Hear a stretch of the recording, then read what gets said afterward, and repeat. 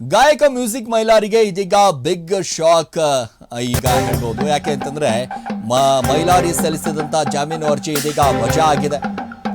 ಗಾಯಕ music Mylari trending star ಅಂತಾನೆ ಸಿಕ್ಕಾಪಟ್ಟೆ ಫೇಮಸ್ ಆಗಿದ್ದಂತ ಮೈಲಾರಿಗೆ ಬಿಗ್ ಶಾಕ್. ಮೈಲಾರಿ ಸಲ್ಲಿಸಿದಂತ ಜಾಮೀನು ಅರ್ಜಿ ವಜಾ ಆಗಿದೆ. ಬಾಗಲಕೋಟೆ ಜಿಲ್ಲಾ ಪೊಕ್ಸೋ ವಿಶೇಷ ಕೋರ್ಟ್ನಿಂದ ಅರ್ಜಿ ವಜಾ ಆಗಿರುವಂಥದ್ದು. ಜಾಮೀನು ಅರ್ಜಿ ವಿಚಾರಣೆ ನಡೆಸಿದಂತ ಕೋರ್ಟ್ನಿಂದ ಆದೇಶ ಬಂದಿದೆ. ಸದ್ಯ ನ್ಯಾಯಾಂಗ ಬಂಧನದಲ್ಲಿರುವಂತಹ ಮೈಲಾರಪ್ಪ ಮ್ಯೂಸಿಕ್ ಮೈಲಾರಿ ಅಪ್ರಾಪ್ತೆ ಮೇಲೆ ಅತ್ಯಾಚಾರ ಆರೋಪ ಎದುರಿಸ್ತಾ ಇರುವಂತಹ ಮೈಲಾರಿ ಡಿಸೆಂಬರ್ 18ನೇ ತಾರೀಕು ಅರೆಸ್ಟ್ ಮಾಡಿದಂಥ ಪೊಲೀಸ್ ಅಧಿಕಾರಿಗಳು. ಅದಾದ ನಂತರ ಒಂದು ಕಡೆ ಗಮನಿಸ್ತಾ ಹೋದರೆ ಮ್ಯೂಸಿಕ್ ಮೈಲಾರಿ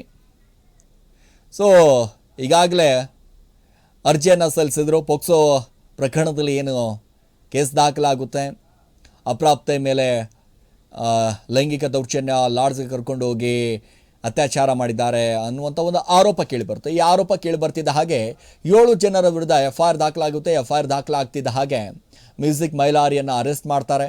ಮಹಾರಾಷ್ಟ್ರಕ್ಕೆ ಒಂದಿಷ್ಟು ಓಡಿ ಹೋಗ್ತಾ ಇದ್ರು ಅನ್ನುವಂಥ ಮಾಹಿತಿ ಗೊತ್ತಾಗ್ತಿದ್ದ ಹಾಗೆ ಪೊಲೀಸ್ ಅಧಿಕಾರಿಗಳು ಕೂಡ ಸಿನಿಮಾ ರೀತಿ ಅವ್ರನ್ನ ಸೇಜ್ ಮಾಡಿ ಅರೆಸ್ಟ್ ಮಾಡ್ತಾರೆ. ಅದಾದ ನಂತರ ಇದೀಗ ಜಾಮೀನು ಕೋರಿ ಒಂದಿಷ್ಟು ಅರ್ಜಿಯನ್ನು ಸಲ್ಲಿಸಿರ್ತಾರೆ. ಆದರೆ ಇದೀಗ ಆ ಜಾಮೀನು ಅರ್ಜಿ ವಜಾ ಆಗಿರುವಂಥದ್ದು. ಉತ್ತರ ಕರ್ನಾಟಕ ಭಾಗದಲ್ಲಿ ಬಹುತೇಕ ಬಹಳಷ್ಟು ಟ್ರೆಂಡಿಂಗ್ ಸ್ಟಾರ್, ಅದರ ಜೊತೆಗೆ ಸಿಕ್ಕಾಪಟ್ಟೆ ಆರ್ಕೆಸ್ಟ್ರಾಗಳಲ್ಲಿ ಹಾಡುವ ಮೂಲಕ ಸದ್ದನ್ನು ಮಾಡ್ತಾ ಇದ್ದಂಥ ವ್ಯಕ್ತಿ.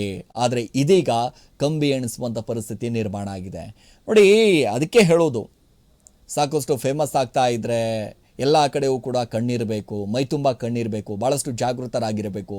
ನಾವೇನು ಮಾಡ್ತಾ ಇದ್ದೀವಿ, ನಾವು ಎಷ್ಟು ಫೇಮಸ್ ಆಗ್ತಾ ಇದ್ದೀವಿ ಅಷ್ಟೇ ನಮಗೆ ಒಂದಿಷ್ಟು ಭಾಳಷ್ಟು ಕಣ್ಣುಗಳು ಇರಬೇಕು. ಅವರು ಹೇಳ್ತಾ ಇದ್ರು.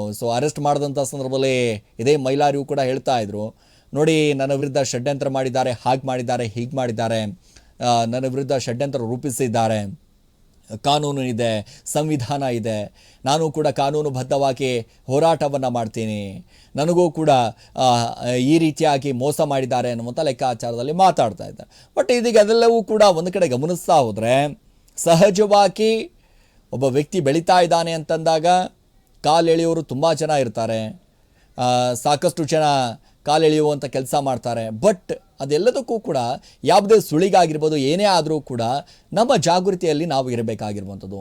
ಸಿಕ್ಕಾಪಟ್ಟೆ ಫೇಮಸ್ ಆಗ್ತಾ ಇದ್ದೀವಿ, ಸಿಕ್ಕಾಪಟ್ಟೆ ಟ್ರೆಂಡಲ್ಲಿ ಇದ್ದೀವಿ ಅಂತಂದಾಗ ನಮ್ಮ ಜಾಗೃತಿ ತುಂಬ ಇರುತ್ತೆ. ಬಟ್ ಇಲ್ಲಿ ಎಲ್ಲೋ ಒಂದು ಕಡೆ ಮೈಲಾರಿ ಏನಾಯಿತು ಅನ್ನೋದ್ರ ಬಗ್ಗೆ ಒಂದು ಕಡೆ ಈ ರೀತಿಯಾಗಿ ಒಂದಿಷ್ಟು ಆರೋಪಗಳು ಕೇಳಿ ಬರ್ತಾ ಇರುವಂಥದ್ದು. ಪೋಕ್ಸೋ ಕೇಸ್ ದಾಖಲಾಗ್ತಿದ್ದ ಹಾಗೆ ಇಡೀ ಟ್ರೆಂಡಿಂಗ್ ಸ್ಟಾರ್ನ ಮಾನ ಮರ್ಯಾದೆ ಸಂಪೂರ್ಣವಾಗಿ ಹಾಳಾಗಿ ಹೋಯ್ತಾ. ಉತ್ತರ ಕರ್ನಾಟಕ ಭಾಗದಲ್ಲಿ ಬಹುತೇಕ ಅಂದರೆ ಈ ಜಾನಪದ ಹಾಡುಗಳನ್ನು ಹಾಡುವ ಮೂಲಕ, ಅದರಲ್ಲೂ ಕೂಡ ಈ ಮೊನ್ನೆ ಸಾಂಗ್ ರಿಲೀಸ್ ಆಯ್ತಲ್ಲ, ಬಾಗಲಕೋಟೆ ಬಸ್ ಸ್ಟ್ಯಾಂಡ್ನಾಗ ನಿಂತಾಳ ಗಡಿಬಿಡಿಕೆ ಅನ್ನುವಂಥ ಸಾಂಗ್ ಆಗಿರ್ಬೋದು, ಸಾಕಷ್ಟು ಸದ್ದನ್ನು ಮಾಡ್ತಾ ಇತ್ತು. ಆ ಭಾಗದಲ್ಲಿ ಏನಾದರೂ ಮ್ಯೂಸಿಕ್ ಬೈಲಾರಿ ಆಗಿರ್ಬೋದು, ಬಹುತೇಕ ಅವರ ತಂಡ ಒಂದು ಕಡೆ ಬರ್ತಾ ಇದೆ ಅಂತಂದರೆ ಹಿರಿಯರು ಹಿಡ್ಕೊಂಡು ಕಿರಿಯರು ತನ ಎಲ್ಲರೂ ಕೂಡ ಬಂದು ಕೂತ್ಕೊಂಡು ಸಾಂಗ್ಗಳನ್ನು ಕೇಳ್ತಾ ಇದ್ರು, ಅಷ್ಟರ ಮಟ್ಟಿಗೆ ಎಂಜಾಯ್ ಮಾಡ್ತಾ ಇದ್ರು. ಅವರ ಕಾರ್ಯಕ್ರಮಗಳು ಇದೆ ಅಂತಂದಾಗ ಸಹಜವಾಗಿ ಆ ಪ್ರೀತಿಯನ್ನು ತೋರಿಸ್ತಾ ಇದ್ರು ಅವರಿಗೆ. ಆ ಪ್ರೀತಿಯನ್ನು ಅವರು ಕೂಡ ಒಂದಿಷ್ಟು ಕೊಡುವಂಥ ಕೆಲಸ ಮಾಡ್ತಾ ಇದ್ರು. ಸಿಕ್ಕಾಪಟ್ಟೆ ಕಡು ಬಡತನದಲ್ಲಿ ಬೆಳೆದಂಥ ಈ ಮ್ಯೂಸಿಕ್ ಮೈಲಾರಿ. ಆದರೆ ಯಾರೇ ಆದರೂ ಕೂಡ ಬೆಳೆದಂಥ ಸಂದರ್ಭದಲ್ಲಿ, ಆ ಪ್ರೀತಿ ಸಿಕ್ಕಂಥ ಸಂದರ್ಭದಲ್ಲಿ ಆ ಪ್ರೀತಿಯನ್ನು ಯಾವ ರೀತಿಯಾಗಿ ಇಟ್ಕೊಂಡು ಹೋಗಬೇಕು, ಯಾವ ರೀತಿಯ ಆ ಗೌರವವನ್ನು ನಾವು ಕಾಪಾಡಿಕೊಂಡು ಹೋಗಬೇಕು ಅನ್ನೋದು ಕೂಡ ಬಹಳ ಮುಖ್ಯ ಆಗುತ್ತೆ. ಬಟ್ ಇದೀಗ ಮ್ಯೂಸಿಕ್ ಮೈಲಾರಿ ಅರೆಸ್ಟ್ ಆಗ್ತಾ ಇದ್ದಾಗೆ, ಒಂದಿಷ್ಟು ಪೋಕ್ಸೋ ಪ್ರಕರಣ ದಾಖಲಾಗ್ತಾ ಇದ್ದಾಗೆ ಬಹುತೇಕ ಆ ಭಾಗದ ಒಂದಿಷ್ಟು ಕಲಾವಿದರು ಕೂಡ ಇದೀಗ ರೊಚ್ಚಿಗೆದ್ದು ಬಿಟ್ಟಿದ್ದಾರೆ. ನೋಡಿ, ಅಶ್ಲೀಲ ಪದಗಳನ್ನು, ಸಿಕ್ಕಾಪಟ್ಟೆ ಸಾಹಿತ್ಯಗಳನ್ನು ಬರೆಯುವಂಥ ಕೆಲಸ ಆಗ್ತಾ ಇದೆ. ನೋಡಿ, ಸರಿಯಾದ ರೀತಿಯಾಗಿ ಹಾಡುಗಳನ್ನು ಅಶ್ಲೀಲವಾಗಿ ಬಳಸುವಂಥದ್ದು, ಹಿರಿಯರ ಮುಂದೆ ಆಗಿರ್ಬೋದು, ಕಿರಿಯರ ಮುಂದೆ ಆಗಿರ್ಬೋದು, ಆ ವೇದಿಕೆಗಳಲ್ಲಿ ಸರಿಯಾಗಿ ಅಶ್ಲೀಲ ಪದಗಳನ್ನು ಬಳಸುವಂಥದ್ದು ಬೇಡ ಅನ್ನುವಂಥ ರೀತಿಯಾಗಿ ಅಂತಂದರೆ ಭಾಳಷ್ಟು ಜನ ಅಂತಂದರೆ ಈಗ ಒಂದಿಷ್ಟು ಜನರಿಗೆ ಗೊತ್ತಾಗ್ತಾ ಇದೆ. ಬಟ್ ಎಲ್ಲರೂ ಕೂಡ ಉತ್ತರ ಕರ್ನಾಟಕ ಭಾಗದ ಮಾನ ಮರ್ಯಾದೆ ಕಳೀತಾ ಇರುವಂಥದ್ದು ಅಶ್ಲೀಲ ಪದಗಳಿಂದ, ಅಶ್ಲೀಲ ಹಾಡುಗಳಿಂದ. ಆದರೆ ಆ ಭಾಗದಲ್ಲಿ ಜಾನಪದ ಮತ್ತು ಜನಪದಕ್ಕೂ ಬಹಳ ವ್ಯತ್ಯಾಸ ಇದೆ. ಜನಪದ